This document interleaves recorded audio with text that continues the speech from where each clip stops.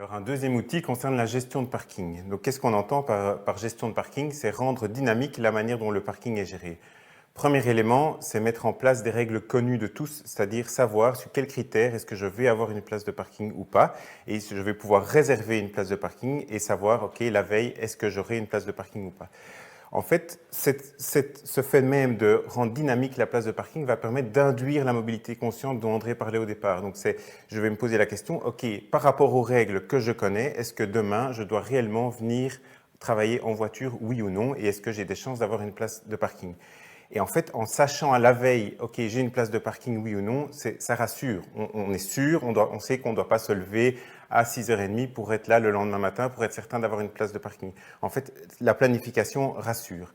Et donc, de notre expérience, qu'est-ce qui fonctionne en termes de gestion de parking dynamique? La première chose, c'est évidente et ce sera valable en fait pour à peu près tous les points qu'on va aborder aujourd'hui, c'est le lead by example. Il n'y a pas de doute, une fois que la direction et que les membres du management jouent le jeu également de cette gestion de parking dynamique, remettent leur place de parking attitrée en jeu, etc., ça fonctionnera beaucoup mieux.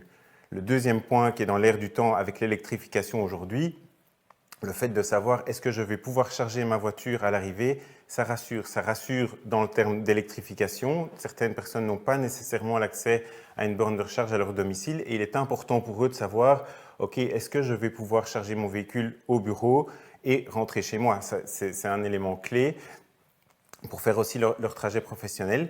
Et alors, le dernier élément qui est clé également, c'est tout ce qui concerne la facilité d'utilisation. Comme on rajoute quelque chose dans le processus de se dire « Ah, ok, en fait, demain, je dois réserver une place de parking », il faut que ce soit simple, il faut que ça se fasse facilement, il faut que j'ai facilement accès à l'information. Si les places sont numérotées, il faut que je sache directement « Ok, aujourd'hui, je dois me garer à telle place, telle borne, j'aurai une borne, oui, non, etc. » Next Mobility accélère la mobilité consciente. C'est quoi la mobilité consciente? C'est une mobilité réfléchie.